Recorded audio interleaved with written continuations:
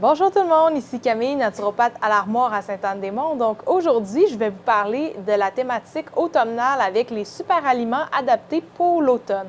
Parce que les super aliments, plusieurs connaissent de plus en plus pour ajouter au smoothie. C'est des aliments qui ont une plus grande valeur nutritive que des aliments classiques. J'aime comparer par exemple le kale avec la laitue Boston. Donc le kale a une valeur nutritionnelle plus intéressante. On va l'appeler un super aliment. Donc, quand vous entendez ce terme-là, ça veut juste dire un aliment qui a beaucoup de nutriments, de vitamines, de minéraux, etc. Et les super aliments vont varier selon les saisons, les besoins. Donc, à l'automne, il y a 3 catégories de super aliments que je conseille à intégrer, soit dans les smoothies, les boules d'énergie, les barres collations, les granolas, toutes sortes d'utilisations dépendamment de quel est le super aliment concerné.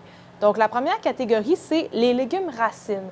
On va les intégrer aussi dans la cuisine de façon générale en cuisinant plus des ragoûts, des bouillies, des choses comme ça. Mais les super aliments en poudre, il va y avoir certains intéressants à ajouter dans notre quotidien. Le premier, c'est le maca que j'aime énormément. C'est un tubercule qui ressemble à la betterave, mais qui pousse au Pérou.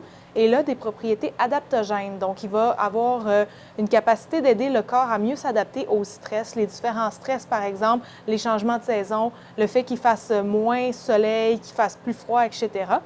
Ça a un goût de caramel salé, donc c'est vraiment bon à intégrer dans différentes préparations de glaçage, smoothie, dessert, etc.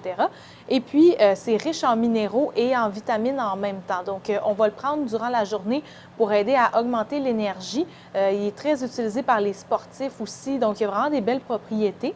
Sinon, on a aussi la betterave et la poudre de topinambour. Donc, la betterave, super intéressant pour les sportifs. Elle augmente l'oxygénation du sang. Ça donne une belle couleur rouge aux recettes. On peut l'utiliser pour colorer les glaçages. Et le topinambour, lui, c'est beaucoup pour l'aspect digestion. Il y a beaucoup de prébiotiques à l'intérieur. Donc, ça va aider énormément à la santé intestinale. Et finalement, les 2 autres catégories, pas trop compliquées. Les super aliments riches en vitamine C, on retrouve le lucuma et le camu-camu. Donc ça a un petit goût acidulé. Ça va aider à renforcer notre immunité naturelle. Durant l'hiver, souvent, il y a moins de vitamine C dans les aliments qu'on consomme parce qu'ils sont plus importés, donc ils sont moins frais. Ça permet de rajouter une petite touche de vitamine C dans notre alimentation. Et la dernière catégorie de super aliments intéressants à intégrer, c'est les greens. Donc, tout ce qui est super aliments verts qui va venir apporter beaucoup de chlorophylle, de vitamines, de minéraux pour nous aider à renforcer notre énergie et tout ça qui peut diminuer durant la saison froide parce qu'encore une fois, les aliments qu'on consomme sont plus locaux, sont moins frais.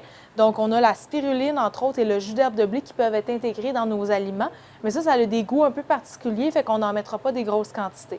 C'était vraiment une vidéo d'introduction. Si vous avez des questions, vous voulez savoir qu'est-ce qui serait le plus approprié pour vous, est-ce qu'il y a des contre-indications, comment cuisiner avec ça, je vous invite à passer en magasin puis on va vous répondre. Et il y a aussi sur mon site web monregalvégétal.com plein de recettes avec différents super aliments que vous pouvez intégrer et découvrir dans votre quotidien.